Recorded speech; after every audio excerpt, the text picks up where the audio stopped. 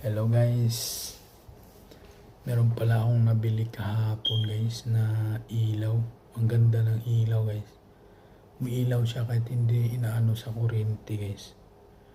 Pwede mo kung wala kayong ilaw sa bahay o nagbo-blackout sa bahay nyo, pwede nyo itong mailaw, emergency light guys. Ito guys oh. Ito. Buksan na natin guys.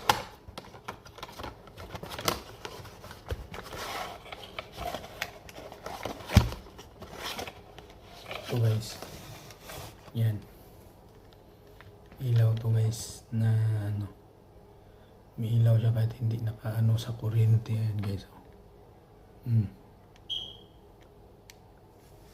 Tapos dito yung ano guys, para umiilaw guys yan guys umiilaw na guys. Ang lakas pa ng ilaw guys.